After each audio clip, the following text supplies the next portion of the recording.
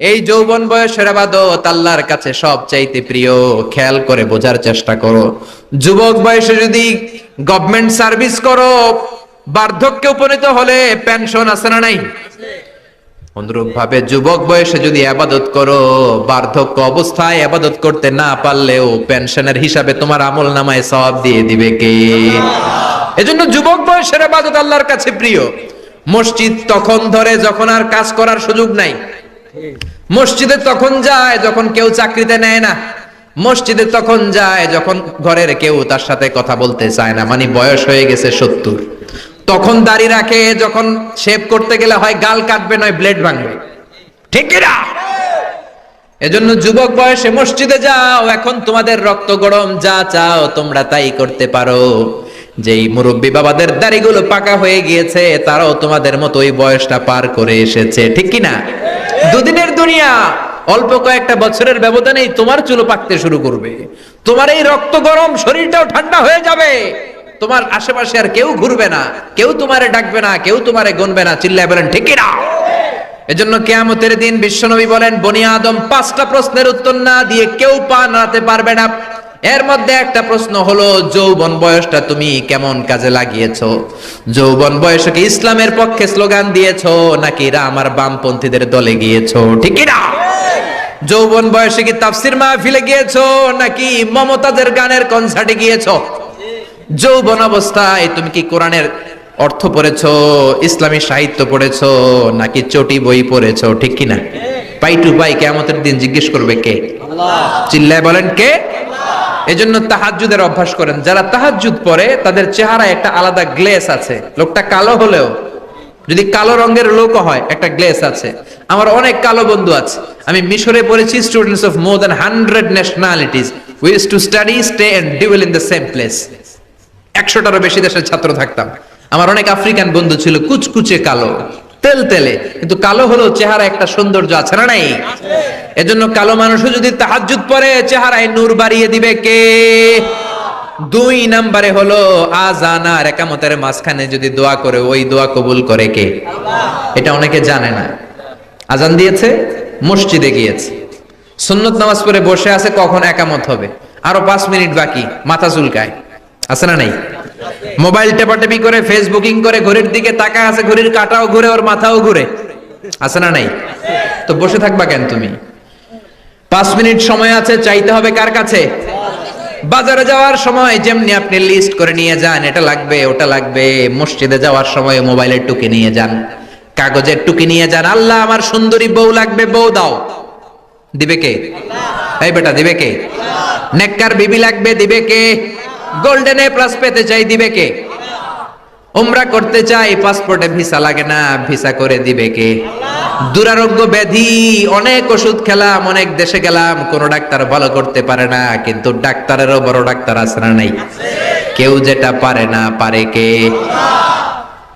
আযান ইকামতের মাঝখানে দোয়া আল্লাহ ফেরায় না। হাদিসে এসেছে, দুআউ লা ইরাদ্দু বাইনাল আযানি ওয়াল ইকামা। আযান এবং ইকামতের মাঝখানের সময়টাতে দোয়া করবেন। তারপরে বিশ্বনবী বললেন, দুবুরাস সালাওয়াতিল মাকতুবা, ফরজ নামাজের পরে দোয়া করলে কবুল করে কে? আল্লাহ। আমাদের দেশে আসসালামু আলাইকুম রাহমাতুল্লাহ, আসসালামু আলাইকুম, আমিন ইয়া আরহামার রাহিমিন, আছে না নাই? এই দোয়া বিশ্বনবী এইভাবে দোয়া করতেন না। বিশ্বনবী সালাম ফেরানোর পরে পড়তেন আল্লাহু আকবার। কি পড়তেন? নামাজ শুরু আল্লাহু আকবার দিয়ে, শেষও আল্লাহু আকবার দিয়ে। তারপরে সাহাবীদের দিকে ফিরে বসতেন। আমাদের দেশে শুধু ফজরের নামাজ আর আসরের নামাজ, এই 2 ওয়াক্তে ইমাম সাহেব ফিরে বসে, ঠিক কিনা? কিন্তু সুন্নাহ হচ্ছে 5 ওয়াক্ত নামাজেই ইমাম সাহেব মুসল্লিদের দিকে ফিরে বসবে। এরপরে বিশ্বনবী পড়তেন 3 বার আস্তাগফিরুল্লাহ, আস্তাগফিরুল্লাহ, আস্তাগফিরুল্লাহ। তারপরে বিশ্বনবী পড়তেন আল্লাহুম্মা আনতাস সালাম ওয়া মিনকাস সালাম, এই দোয়াটা। এরপরে পড়তেন রাদিতু বিল্লাহি রাব্বা, এই দোয়া। এরপরে পড়তেন আল্লাহুম্মা লা মানিআ লিমা আ'তাইতা ওয়া লা মু'তিয়া লিমা মানা'তা ওয়া লা ইয়ানফা'ু যাল জাদ্দি মিনকাল জাদ। তারপরে আয়াতুল কুরসি পড়তেন। তারপরে বিশ্বনবী 33 বার সুবহানাল্লাহ, 33 বার আলহামদুলিল্লাহ, 33 বার আল্লাহু আকবার, আছে না নাই? এই তাসবিহগুলো আগে আপনি পড়বেন ঠান্ডা মাথায়। এরপরে যদি দোয়া করতে মনে চায়, সম্মিলিত মনে চায় করেন, একা একা মনে চায় করেন, বা হাত তোলা ছাড়া এমনি মুখে করেন, সমস্যা নাই, কিন্তু আগে তাসবিহগুলো পড়তে হবে। চিল্লায় বলেন ঠিক কি না? এই তাসবির সুন্নাত নাই। মানুষগুলো এত অস্থির, সালামের পরে কখন বেরোবে, কখন বেরোবে, মনে হয় পাবলিক টয়লেটে ঢুকছে, ঠিক কি না? পাবলিক টয়লেট হচ্ছে এমন জায়গা যে পাবলিক টয়লেটের ভিতরে আছে ও বের হওয়ার জন্য ছটফট করে, আর যে বাইরে সিরিয়াল ধরে আছে ও ঢোকার জন্য ছটফট করে, ঠিক কিনা? মনে হয় পাবলিক টয়লেটে এসেছে, মসজিদে ঢুকেছো আল্লাহুম্মা বলে তুমি ঢুকে গেলা আল্লাহর নাম নিয়ে, যখন মসজিদে ঢুকে গেলা তোমার মাথার উপরে রহমত ঢালছে কে? মসজিদ হচ্ছে রহমতের জায়গা। সালাম ফেরানোর পরে তাসবিহ পড়েন, তারপরে আপনি দোয়া করেন। এজন্য সালাম ফেরানোর পরে দোয়া কবুল করে কে? আল্লাহ। এরপরে বিশ্বনবী বললেন ইনদা নুজুলিল মাতার, আকাশ থেকে যখন বৃষ্টি নামে ওই বৃষ্টি নামার সময় যদি দোয়া করেন দোয়া কবুল করে কে? আল্লাহ। আর দোয়া লা ইরাদু তাহতাল মাতার, তুফান ওই বৃষ্টি না, ভ্যাপসা একটা গরম, এই গরমটাকে দূরে সরিয়ে দেওয়ার জন্য একটা ঝিরিঝিরি ঝিরিঝিরি বৃষ্টি পড়ে, ওই বৃষ্টির নিচে দাঁড়িয়ে বৃষ্টির পানি নিয়ে দোয়া করলে কবুল করে কে? আল্লাহ। জানেই না মানুষ, ঠিক কিনা? বরং বৃষ্টি আসলে গান গাওয়া শুরু করে দেয়, এই বৃষ্টি ভেজা রাতে তুমি চলে যেও না। আছে না নাই? তো চলে যাবো না, কি করবো? থেকে যাবো তোমার সাথে? এগুলো করা যাবে না। বৃষ্টি রহমতের বৃষ্টি, তুমি বৃষ্টি হাতে নিয়ে দোয়া করো। সুন্দরী বউ লাগবে, দিতে পারে একজন, তিনি কে? আল্লাহ। এজন্য চাইতে হবে একজনের কাছে, তিনি কে? কদরের রাতে দোয়া করলে আল্লাহ কবুল করে, খতমে কোরআনের পরে দোয়া করলে আল্লাহ কবুল করে, হজের মানাসিকুল হজের মধ্যে যে দোয়া করলে কবুল করে, মুসাফির দোয়া করলে কবুল করে, রোজাদার ব্যক্তি দোয়া করলে আল্লাহ কবুল করে, মাজলুম ব্যক্তি দোয়া করলে আল্লাহ কবুল করে। এজন্য বিশ্বনবী বলেছেন ইত্তাকু দাওয়াতাল মাজলুম, মাজলুমের বদদোয়ারে ভয় করো, ফা ইন্না লাইসা বাইনাহু ওয়া বাইনাল্লাহি হিজাব, তার আর তার আল্লাহর মাঝে কোনো পর্দা থাকে না। মাজলুম দোয়া করলেই কবুল, সুবহানাল্লাহ। এরপরে স্পেশাল দোয়া হলো মা বাবার দোয়া, এই দোয়া কোনোদিন ফিরে না, সুবহানাল্লাহ পড়েন। রাজি আছেন মা বাবার কাছে দোয়া চাইতে? রাজি আছেন তো? কোন ঘর আছে যে ঝগড়া হয় না? এরকম কোন ঘর পৃথিবীতে নাই। ঝগড়া হবে, মা বাবার সাথে মিস আন্ডারস্ট্যান্ডিং হবে, হয়ে যেতে পারে দু চার কথা, কিন্তু ক্ষমা চাইতে হবে, ঠিক কিনা? মা বাবার শুধু দোয়াটাই কবুল নয়, মা বাবার দোয়াও কবুল, বদদোয়াও কবুল। কি আজীব তামাশা! এমন যদি হয়তো দোয়াটা কবুল হয় কিন্তু বদদোয়াটা কবুল হয় না, তাহলে তো বাইসে যেতাম, ঠিক কিনা? কিন্তু দোয়াও কবুল, বদদোয়া। বুলেট মারলে বুলেট মিস হতে পারে, মায়ের দোয়া মিস হয় না। তিনটা জিনিসের দিকে নজর করার সাথে সাথে আমল নামায় সওয়াব দেয় কে? আল্লাহ। এক নাম্বার নাজর ইলাল মুসহাফ, কোরআনের দিকে তাকালেই সওয়াব আছে না নাই? দুই নাম্বার নাজর ইলাল কাবা, কাবার দিকে যখন আপনি তাকাবেন আপনার আমল নামায় সওয়াব দিবে কে? আল্লাহ। তিন নাম্বারে নাজর ইলা ওয়াজহিল ওয়ালিদাইন, মাতা পিতার চেহারার দিকে যদি রহমতের নজরে তাকান এক একটা কবুল হজের সওয়াব দিবে কে? 5 লক্ষ টাকা দিয়ে হজ করেছেন, বুকে হাত দিয়ে বলতে পারবেন আমার হজ কবুল হয়েছে কি হয় নাই? পারবেন কেউ? পারবেন? কিন্তু মায়ের চেহারার দিকে রহমতের নজরে তাকালে কবুল হজের সওয়াব দেয় কে? আল্লাহ। এজন্য মা বাবার কাছ থেকে দোয়া নিতে রাজি আছেন? আমাদের সবচাইতে বড় পীর হবে আমার বাবা, সবচাইতে বড় পীর হলো আমার মা, সবচাইতে বেশি আমরা যার কাছে দোয়া চাইতে যাব তিনি হলেন আমার বাবা, তিনি আমার মা। চিল্লায় বলেন ঠিক কিনা? খবরদার মা বাবার সাথে যদি বেয়াদবি হয়, সূর্যপুরের ছেলেরা মেয়েরা যার কানে আমার মাইকের আওয়াজ যায়, খবরদার, তোমার জীবন বরবাদ হয়ে যাবে, কপাল পোড়া হয়ে যাবা তুমি। তোমার কপালের সেজদা দিয়ে তুমি কালো দাগ ফেলতে পারবা, 10টা হজ করে হাজী সাহেব টাইটেল নিতে পারবা, কিন্তু তোমার জন্য জাহান্নাম নির্ধারিত হয়ে থাকবে, ঠিক কি না? এজন্য খবরদার মা বাবার সাথে যদি কোনো কারণে মনোমালিন্য হয়, অনেক ফ্যামিলিতে হয় শাশুড়ি বউয়ের মধ্যে ঝগড়া মিলে না, এরকম ফ্যামিলি আছে না নাই? হতেই পারে, শাশুড়ি এক আমলের, বউ আর এক আমলের, ঠিক কি না? বসেন, একসাথে বসেন, আমাদের ফ্যামিলি মিটিং হয় না, আমাদের বসা হয় না, মা বাবার হয়তো বসতে চায় না, বসেন, সুন্দরভাবে বিনয়ের সাথে বলেন, কেঁদে কেঁদে মা বাবার কাছে বলেন, ঠিকই আপনার মা আপনারে মাফ করে দিবে, ঠিক কি না? মায়ের পা ধরে যদি কেউ মাফ চাওয়ার মতো মাফ চায়, এমন কোন মা নাই যে মাফ না করে বসে থাকতে পারে, ঠিক কি না? এজন্য খবরদার, মা বাবা যাদের বেঁচে আছে তাদের কাছে দোয়া চান, তাদের দোয়াই আপনার বড় সম্বল, ঠিক কি না? চাইবেন তো? কারো যদি বেয়াদবি হয়ে থাকে পা ধরে ক্ষমা চাইতে রাজি আছেন? রাজি আছেন সবাই? আল্লাহ পাক আমাদের সবাইকে কথাগুলো বুঝার ও আমল করার তৌফিক দান করুক, আমরা পড়ি আমিন। এজন্য বিপদে আপদে সব সময় আমাদের ভরসা এবং আস্থার জায়গা একটা, তিনি কে? আল্লাহ। এই দরবারটা 24 আওয়ার্স খোলা। দুনিয়াতে অনেক দরবার বন্ধ হয়ে যায়, সুপার শপ বন্ধ হয়ে যায়, অফিস আদালত বন্ধ হয়ে যায়, কিন্তু আল্লাহর দরবার 24 ঘন্টা খোলা আছে না নাই? আপনি যখনই মনে চায় কি সুন্দর 2 রাকাত নামাজ পড়ে কপাল ঘষে ঘষে সেজদা দিয়ে আল্লাহ বলে একটা ডাক দেন, সাথে সাথে আপনার ডাকে আল্লাহ সাড়া দিয়ে দিবে। এজন্য আল্লাহর কাছে চাইতে রাজি আছেন তো? সব সময় আমরা একজনের কাছে চাই। আবার এই চাঁদকে বিশ্বনবী 2 ভাগ করেছিলেন, সেটাও কোরআনে আছে না নাই?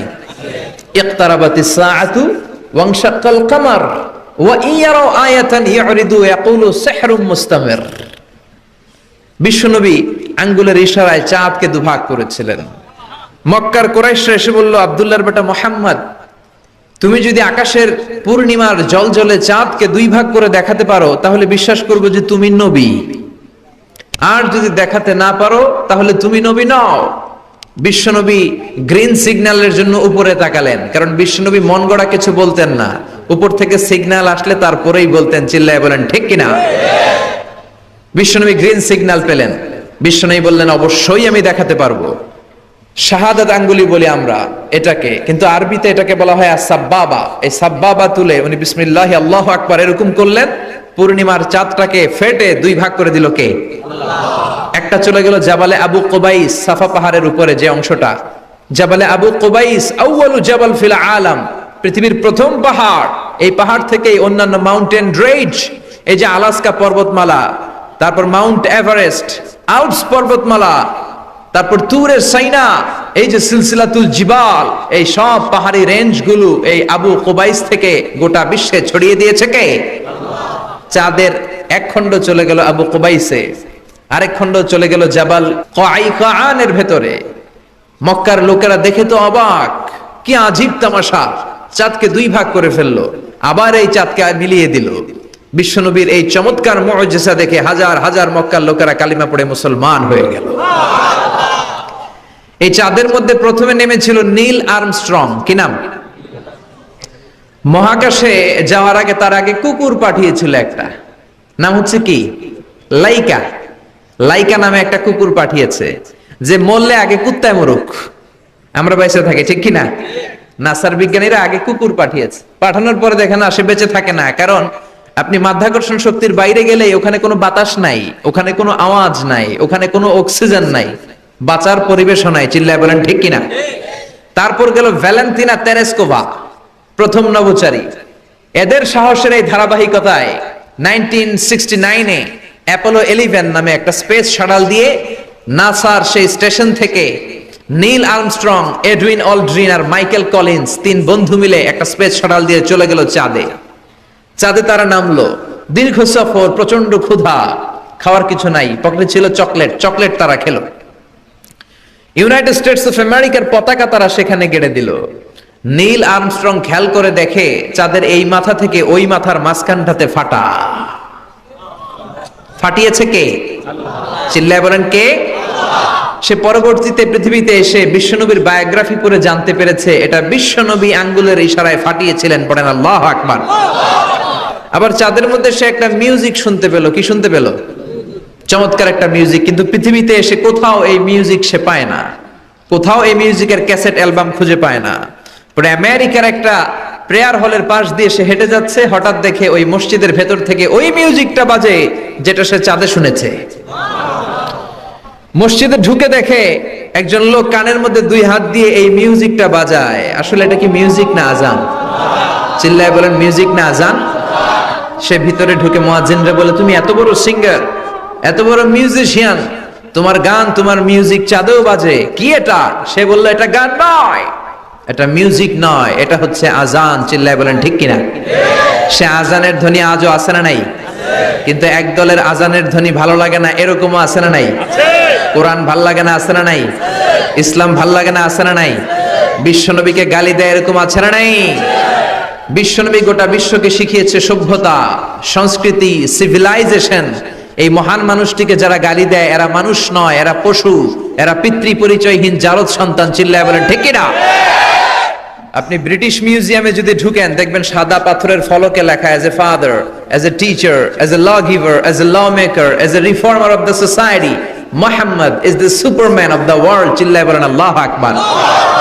স্বামী হিসেবে, পিতা হিসেবে, নেতা হিসেবে, সমাজ সংস্কারক হিসেবে মুহাম্মদ হচ্ছে পৃথিবীর একজন সুপারম্যান। এজন্য বিশ্বনবীকে যারা গালি দেয় এরা মানুষের কাতারে পড়তে পারে না, চিল্লায় বলেন ঠিক কিনা? আল্লাহ এদেরকে হেদায়েত দান করুক, আমরা পড়ি আমিন। আর জোরে পড়েন আমিন। আমি সূরাতুল বাকারার 186 নম্বর আয়াত তেলাওয়াত করেছি। আল্লাহ সেখানে বলছেন, ওয়া ইযা সাআলাকা ইবাদি আন্নী ফাইন্নী কারীব। ও নবী, আমার বান্দারা যখন আমার ব্যাপারে জিজ্ঞেস করে যে আমি কোথায়, আপনি বলে দেন ফাইন্নী কারীব, নিশ্চয়ই আমি কাছে। আল্লাহ কি কাছে না দূরে? আল্লাহ যদি তৌফিক এনায়েত করেন শেষ পর্যন্ত এই আয়াতের আলোকে আপনাদের সাথে কি করে আল্লাহকে ডাকতে হয়, কেমন করে প্রার্থনা করতে হয়, কেমন করে মুনাজাত করতে হয়, সে বিষয়ে কিছু কথা শেয়ার করব ইনশাআল্লাহ। সবাই পড়েন ইনশাআল্লাহ। ওয়া ইযা সাআলাকা ইবাদি, যখন বান্দারা জিজ্ঞেস করে আপনাকে আমার ব্যাপারে, আন্নি ফাইন্নী কারীব, আপনি বলে দেন নিশ্চয়ই আমি কাছে। বোঝা গেল আল্লাহ আমাদের কাছে। চিৎকার করে বলেন আল্লাহ কাছে না দূরে? কাছে না দূরে? ওয়া নাহনু আকরাবু ইলাইহি মিন হাবলিল ওয়ারিদ। আল্লাহ বলছেন হাবলুল ওয়ারিদ, তোমার ঘাড়ের যে রগ আছে এই রগের চেয়েও বেশি কাছে। তুমি তোমার যত কাছে তোমার রব তার চাইতেও তোমার বেশি কাছে, ঠিক কি না? এখন এই যে হুজুর আমার কাছে, হুজুরকে দেখা যায় কি যায় না? উনি আমার কাছে, দেখা যায় কি যায় না? আল্লাহ বললেন আমি তোমাদের কাছে, কিন্তু আল্লাহকে কি দেখা যায়? জোরে বলেন। এখন কাছে হলে তো দেখা যাওয়া উচিত ছিল, ঠিক কি না? কিন্তু আল্লাহকে দেখা যায় না। দেখা যায়? কেউ দেখেছেন? পিছনের কেউ দেখেছেন? কেউ আমরা দেখি নাই। লা তুদরিকুহুল আবসার ওয়া হুয়া ইউদরিকুল আবসার ওয়া হুয়াল লাতীফুল খাবীর। তাকে দেখা যায় না, তাকে ধরা যায় না, তাকে ছোঁয়া যায় না, তাকে না দেখে বিশ্বাস করে নিতে হয়। চিল্লায় বলেন ঠিক কি না? কেমন করে আপনি তাকে দেখবেন? আপনি তো নিজেকেই দেখেন নাই। আপনি কি আপনার নিজেকে দেখেছেন? আচ্ছা বলেন তো, আপনি কি আপনার চোখ দেখেন আয়নার সাহায্য ছাড়া? এই যে আমি এখন বসে আছি, আমি কি আমার চোখ দেখতে পাই আয়না ছাড়া? আপনারা আমার চোখ দেখতে পান, আমি আপনার চোখ দেখতে পাই, কিন্তু আমরা কি আমাদের চোখ দেখতে পাই? আমরা কি আমাদের পিঠ দেখতে পাই? আয়নার সাহায্য ছাড়া কি পিঠ দেখেছেন? আয়নার সাহায্য নিয়েও তো পিঠ দেখা অনেক কঠিন, ঠিক কিনা? তো আপনি নিজেকেই দেখেন নাই ঠিক মতো, আর নিজের স্রষ্টাকে দুনিয়াতে বসেই দেখতে চান, এটা অসম্ভব। পৃথিবীতে বসে আল্লাহকে দেখা যায় না। আল্লাহকে দেখতে হলে জান্নাতে যাওয়ার দরকার আছে না নাই? এজন্য রব্বুল আলামিন বলেন, গোলাম আমারে দেখা যায় না, আমারে না দেখে বিশ্বাস করতে হয়, কিন্তু দেখা না গেলেও আমি কাছে না দূরে? কাছে না দূরে? নবীদের মধ্যে সবচাইতে জবরদস্ত পয়গম্বর ছিলেন মুসা আলাইহিস সালাম। বড় মেজাজওয়ালা নবী, রেগে যেতেন খুব বেশি। থাপ্পড় মেরে একবার ফেরাউনের বাবুর্চিকে মেরে ফেলেছিলেন। অনেক শক্তি আল্লাহ তাআলা তাকে গায়ে দিয়েছিল। তিনি একবার আল্লাহকে আবদার করে বসলেন, রব্বি আরিনি আনজুর ইলাইক। আল্লাহ আপনি বলেছেন আপনারা দেখা যায় না, কিন্তু আমি দেখতে চাই। আমি কি করতে চাই? জোরে বলেন। আল্লাহ বললেন, লান তারানি, never you can see me, never you can see me. তুমি আমাকে দেখতে পাবে না, কারণ আমাকে দেখা যায় না। সাইয়েদনা মুসা বললেন আমি দেখতে চাই। আল্লাহ বললেন দেখা যায় না। মুসা বলে দেখতে চাই। আল্লাহ বললেন দেখা যায় না। মুসা আলাইহিস সালাম বললেন, কথা বলেন না কেন? আল্লাহ বললেন, মুসা বললেন, আল্লাহ বললেন। মুসা বলে দেখতে চাই, আল্লাহ বলে দেখা যায় না। কিন্তু সাইয়েদনা মুসা আলাইহিস সালাম ছেড়ে দেবার পাত্র নয়, হেরে যাবার পাত্র নয়, পিছু হটার পাত্র নয়। মনে যেটা উঠেছে আদায় করার পাত্র হলো মুসা, ঠিক কি না? উনি বললেন, রব্বি আরিনি আনজুর ইলাইক। আল্লাহ আপনি আমারে দেখা দেন, আমি দেখতে চাই। আল্লাহ বললেন, লান তারানি, never you can see me. ওরে মুসা এই বায়না ধরো না, আমারে তো দেখা যায় না। এই পৃথিবীর চামড়ার চক্ষু দিয়ে আমাকে দেখা যাবে না। মুসা বললেন আমি দেখেই ছাড়বো। আল্লাহও বুঝাতে পারেন না, মুসাও ছাড়েন না। অবশেষে নবীর আবদার রব্বুল আলামিন শুনতে রাজি হলেন। আল্লাহ বললেন, মুসা আগামীকাল অমুক সময়ে গোসল করে ওযু করে তুর পাহাড়ে চলে আসবা। তুমি যখন দেখতেই চাও আগামীকাল তুর পাহাড়ে চলে এসো। সাইয়েদনা মুসা আলাইহিস সালাম তুর পাহাড়ে চলে এসেছেন, কারণ উনার ফিলিংস আমাদের ফিলিংস একরকম নয়। আমরা কি আল্লাহর কথা শুনি? জোরে বলেন। কিন্তু ওয়া কাল্লামাল্লাহু মুসা তাকলিমা, উনি আল্লাহর কথা শুনতেন। তো ওনার চিন্তা হচ্ছে যার কথাটা এত সুন্দর, না জানে উনি দেখতে কত সুবহানাল্লাহ। করবেন না? আল্লাহ বললেন, মুসা আগামীকাল আসো। তুর পাহাড়ে আসো। সাইয়েদনা মুসা আলাইহিস সালাম তুর পাহাড়ের উপর চলে গেলেন। আল্লাহ বললেন, মুসা এটা যেন তেন কোনো খেলা না। আবার তোমারে জিজ্ঞেস করতে চাই, আসলেই তুমি দেখতে চাও কিনা? মুসা আলাইহিস সালামের এক কথা এক দাবি, দেখতে চাই। এক কথা এক দাবি, সেটা কি? আমি দেখতে চাই খোদা, আমি দেখতে চাই আপনাকে। আল্লাহ বললেন, মুসা এটা সাধারণ খেলা নয়, এটা বিপিএল এর খেলা নয়, এটা আইসিসি নয়, এটা ফিফার খেলা নয়, এটা মুসার সাথে বিশ্ব গভর্নমেন্টের খেলা। ঠিক কিনা? এটা সাধারণ খেলা না, it's a very dangerous game. তুমি যদি স্টার্ট করো, you have to go until the last moment, শেষ পর্যন্ত তোমাকে যেতে হবে। ঠিক কিনা? মুসা আলাইহিস সালাম এক পায়ে খাড়া। সাইয়েদনা মুসা বললেন, আমি রাজি। আল্লাহ বললেন, ওকে, তাহলে খেলা শুরু করে দিলাম। ও মুসা, তুমি দাঁড়িয়ে থাকো, খেলা এখন শুরু হয়ে যাবে। রব্বুল আলামিন মুসা আলাইহিস সালামের চারিদিকে অন্ধকার করে দিলেন। কি করে দিলেন? চারিদিকে 4 ফারসাক এলাকা, 1 ফারসাকে 12 মাইল, 4 ফারসাকে অনেক লম্বা একটা জায়গা, 3 × 36 কিলোমিটার জায়গা আল্লাহ অন্ধকার করে দিলেন। ঘুটঘুটে অন্ধকার, এত অন্ধকার সাইয়েদনা মুসা আলাইহিস সালাম নিজের হাতটাও নিজে দেখে না। এবার মনের মধ্যে একটু ভয় চলে আসছে, কোন আওয়াজ নাই, অন্ধকার। এবার মনের মধ্যে ভয় এসেছে, কিন্তু আল্লাহকে দেখতে চায়। ওই নেশায় এখন অন্তরের মধ্যে কিছু সাহস আছে না নাই? সাহস নিয়ে দাঁড়িয়ে আছেন। এবার আল্লাহ চারিদিকে আলোকিত করে দিলেন। এবার বললেন, মুসা আরো কিছু কাজ আছে। তোমার চারদিকে 4 ফারসাকের এরিয়ার মধ্যে কোনো প্রাণী থাকতে পারবে না, কোনো মশা থাকবে না, মাছি থাকবে না, ইঁদুর থাকবে না, ব্যাঙ থাকবে না, পাখি থাকবে না। সবগুলো পশু আর প্রাণীকে বললেন, আল্লাহ বললেন, তোমরা বাইরে চলে যাও, বাউন্ডারির বাইরে চলে যাও। বাংলাদেশের সাথে ইন্ডিয়ার খেলা, আপনারা দর্শক মাঠে ঢুকতে পারবেন? বলেন, ঢুকলে খেলা হবে? খেলাটা হবে? আল্লাহ বললেন, সবাই বাইরে চলে যাও। সব বাইরে চলে গেল। এবার আল্লাহ বললেন, মুসা তোমার 2 কাঁধের মধ্যে 2 ফেরেশতা আছে না নাই? কিরামান, তাদেরকেও বাইরে পাঠানোর দরকার আছে না নাই? আল্লাহ বললেন, তোমরাও 4 দিক থেকে বাউন্ডারি দেয়া এরিয়ার বাইরে তোমরা চলে যাও। এবার রব্বুল আলামিন বললেন, আল্লাহর স্পেশাল সিকিউরিটি ফোর্স ফেরেশতাকে তোমরা 4 দিকে বাউন্ডারি দাও। স্পেশাল সিকিউরিটি ফোর্স ফেরেশতা কাদের সাথে কাঁধ লাগিয়ে, পায়ের সাথে পা লাগিয়ে 4 দিকে একটা বাউন্ডারি দিলেন। চিল্লায় বলেন আল্লাহু আকবার। এবার সাইয়েদনা জিব্রাইলকে আল্লাহ বললেন, ও জিব্রাইল, তুমিও ঢোকার চেষ্টা করো না, তুমিও বাইরে চলে যাও। সুবহানাল্লাহ। সাইয়েদনা জিব্রাইল বলে, আল্লাহ আমাকে তৈরির পর থেকে, আমাকে রূহ দেওয়ার পর থেকে আজ পর্যন্ত তোমারে আমি দেখি নাই। সিদরাতুল মুনতাহা হলো আমার লাস্ট বর্ডার।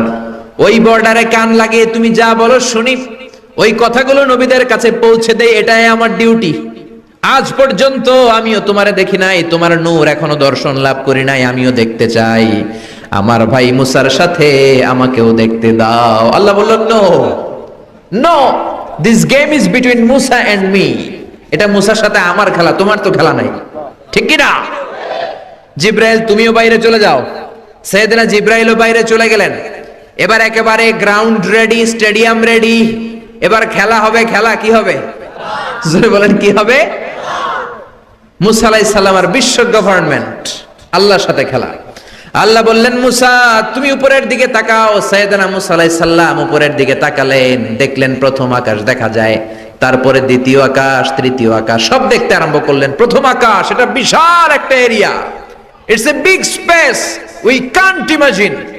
এটা কত বড় আমরা কল্পনাও করতে পারি না, বিশাল। হাতি, সূরাতুল ফিল আছে না নাই? সবচেয়ে ছোট্ট সাইজের প্রাণী পিঁপড়া। পিঁপড়ার নামে সূরা আছে না নাই? সূরাতু আন-নামাল। এরপর মাকড়সার 8 পা, মাকড়সার নামে আছে না নাই? সূরাতু আল-আনকাবুত। মৌমাছি, মৌমাছির নামে আছে না নাই? সূরাতু আন-নাহাল। নারীদের নামে আছে না নাই? নারীদেরকে আমরা পছন্দ করি বেশি, ঠিক কিনা? বিশ্বনবী পছন্দ করতেন। নারীদের মর্যাদা বেশি, মায়ের মর্যাদা 3 গুণ বেশি বাবার চেয়ে। এজন্য দেশের ক্ষমতায় আমরা নারীদেরকে বসাই দিচ্ছি। যেহেতু ক্ষমতা কয় গুণ বেশি, 3 ডবল যেহেতু মর্যাদা, তো বাবারে বসাবো কেন, মারই বসাই দিলাম। 2 মাই আছে, ঠিক কিনা? এই স্বাধীনতার পর থেকে এই 2 মা। আল্লাহ করে মা দিছে কয়টা? জোরে বলেন। এই 2 মা যদি একটু আদর সোহাগ দিয়ে আমাদেরকে রাখতো, তাহলে বাংলাদেশটা সিঙ্গাপুর হয়ে যেত। চিল্লা এখন, ঠিক কিনা? সিঙ্গাপুরে আমি ছিলাম কিছুদিন, আমার প্রোগ্রাম ছিল। এবছর গিয়েছিলাম ব্যাংককে, থাইল্যান্ড। তো ওদের দেশের একটা নিয়ম আছে, সেটা হচ্ছে ম্যারিটোক্রেসি। দেশের সব নিয়োগগুলো মেরিটের ভিত্তিতে হবে, যোগ্যতার ভিত্তিতে, চাচা খালুর টেলিফোনে নয়। কিন্তু আমাদের দেশে মামা খালুর ফোনে চাকরি আছে না নাই? সিঙ্গাপুরে নাই। এই সিঙ্গাপুরটা গোটা বিশ্বে পরিচিত ছিল জেলে পাড়া হিসেবে। জেলে পাড়া মাছ ধরতো, কি ধরতো? যেই এলাকাটা মাছ ধরে খেত, এই এলাকাটা এখন গোটা বিশ্বের উন্নত ডেভেলপড কান্ট্রি, দ্য ফার্স্ট ওয়ার্ল্ডের একটা অন্যতম দেশ। চিল্লায় বলেন ঠিক কিনা? গোটা বিশ্বের মানুষগুলো ট্যুরিজমের জন্য সেখানে যায়। চমৎকার চমৎকার টুরিস্ট অ্যাট্রাকশন তারা সেখানে করে রেখেছে। ওদের ছোট্ট একটা দেশ, একটা শহর নিয়ে একটা দেশ। আমাদের এতগুলো জেলা, 64টা জেলা, ওদের এতগুলো জেলা নাই, একটা মাত্র জেলা। ওই জেলার নামেই শহর, জেলাটার নাম সিঙ্গাপুর। মূলত এটা এসেছে ইন্ডিয়ান শব্দ সিংহপুর থেকে। আগে ওখানে সিংহ থাকতো, সিংহপুর থেকে সিঙ্গাপুর। যেহেতু জায়গা কম, সেহেতু তারা 3টা সিঙ্গাপুর বানিয়েছে, উপরে একটা, মাটির নিচে আরো 2টা। আপনি মাটির নিচে গেলে অবাক হয়ে যাবেন, মাটির নিচে আরো 2 সিঙ্গাপুর। সব ট্রেনগুলো, সব গাড়িগুলো মাটির নিচ দিয়ে চলে, উপরেও কিছু আছে। তো বাংলাদেশে এরকম হতে পারতো যদি আমরা ভালো ভালো নেতা পেতাম। জোরে বলেন ঠিক কিনা? আমরা স্বাধীনতা পেয়েছি, কিন্তু স্বাধীনতার মজা আমরা পাই নাই। 71-এ আমাদের উপর জুলুম করেছে পাক হানাদার বাহিনী, আর 71-এর পর আমাদের উপর জুলুম করছে আমাদের ভোট দেয়া নেতারাই। চিল্লায় বলেন ঠিক কিনা? এজন্য নেতা বানানোর সময় বুঝে শুনে বানানোর দরকার আছে না নাই? যারা কোরআন পছন্দ করে, ইসলাম পছন্দ করে, আমরা তাদের সাথে আছি না নাই? আপনি কোরআন নিয়ে যদি রিসার্চ করেন অবাক হয়ে যাবেন। মানুষের নামে আল্লাহ সূরা দিলেন, প্রাণীর নামে সূরা দিলেন, চাঁদের নামে সূরা দিলেন, সূর্যের নামে সূরা দিলেন। কি অবাক করা কাণ্ড! দেশগুলো হচ্ছে 30 ভাগ আর সাগর হচ্ছে 70 ভাগ। চিল্লায় বলেন আল্লাহু আকবার। তার মানে এই পৃথিবীর তুলনায় কত ছোট্ট একটা জায়গায় এই সূর্যপুরে আমরা বসে আছি। কত নগণ্য আমি, কত ক্ষুদ্র আমি, কত ছোট্ট আমি, ঠিক কিনা? এই পৃথিবীটা হচ্ছে আমাদের সৌরজগতের অনেকগুলো গ্রহের মধ্যে থেকে ছোট্ট সাইজের একটা গ্রহ। এই যে সূর্যের আলো আমরা প্রতিদিন পাই, যেটার আলো প্রায় 8 মিনিট 20 সেকেন্ড ব্যয় করে আমাদের দিকে আসে, সেকেন্ডে 1,86,000 মাইল বেগে। এই সূর্যটা এত বিশাল পৃথিবীর চাইতে 13 লক্ষ গুণ বড়। আরো আসতে বলেন সুবহানাল্লাহ। সূর্যই কি পৃথিবীর সবচাইতে বড় সাইজের তারা? নো, সূর্যের চেয়েও অনেক বড় তারা আছে। ব্যাটেলজিউস নামে একটা তারা আছে, যেই তারাটা, যে সূর্য পৃথিবীর চেয়ে 13 লক্ষ গুণ বড়, ওই ব্যাটেলজিউস তারা সূর্যের চেয়ে 33 কোটি গুণ বড়। তার মানে এই না ব্যাটেলজিউসই পৃথিবীর সবচেয়ে বড় তারা। সূর্যের পরে পৃথিবীর সবচেয়ে কাছের তারার নাম হচ্ছে প্রক্সিমা সেন্টরাই, তারপরে আলফা সেন্টরাই এ, আলফা সেন্টরাই বি, এটা ক্যারিনা, ব্যাটেলজিউস, এরকম করতে করতে এক একটা তারা বিশাল বড়। এই সবগুলো তারা মিলে আমাদের গ্যালাক্সি। আমাদের গ্যালাক্সিতে অনেকগুলো তারা। আমাদের গ্যালাক্সির নাম হচ্ছে মিল্কি ওয়ে। এর মানে এই নয় মহাবিশ্বে মাত্র একটা গ্যালাক্সি। বিজ্ঞানীদের ধারণা প্রথম আকাশের নিচে প্রায় 400 বিলিয়ন গ্যালাক্সি রয়েছে। চিল্লায় পড়েন আল্লাহু আকবার। এরকম হাজারো গ্যালাক্সি নিয়ে আমাদের ইউনিভার্স, এরকম হাজারো ইউনিভার্স গোটা বিশ্বে আছে না নাই? এই সবগুলোকে প্রথম আসমানের নিচে রেখে আসমানটাকে সুশোভিত করেছে কে? সাইয়েদনা মুসা আলাইহিস সালাম প্রথম আসমানের দিকে তাকালেন, ওনার চোখের পাওয়ার বাড়িয়ে দিল কে? উনি এই গ্যালাক্সি দেখতে আরম্ভ করলেন, ব্ল্যাক হোল দেখতে আরম্ভ করলেন, ইউনিভার্স গুলো দেখতে আরম্ভ করলেন, ডিফারেন্ট ল অফ নেচার নিয়ে যত ইউনিভার্স আছে তিনি দেখলেন। তারপরে দ্বিতীয় আকাশ, একটার চাইতে আরেকটা বড়, একটার চেয়ে আরেকটা বড়। আমরা কিন্তু প্রথম আকাশ দেখি না। নাসার বিজ্ঞানীরা আজীবন গবেষণা করেও প্রথম আকাশের নাগালে যেতে পারবে না। তারা যেখানে যায় এটা হচ্ছে প্রথম আকাশের মহাশূন্য। এটা কি? প্রথম আকাশের মহাশূন্য, তারপরে প্রথম আকাশ, তারপরে দ্বিতীয় আকাশের মহাশূন্য, তারপরে দ্বিতীয় আকাশ, তারপরে তৃতীয় আকাশের মহাশূন্য, তারপর তৃতীয় আকাশ। একটার চাইতে আরেকটা বড়। কত বড়?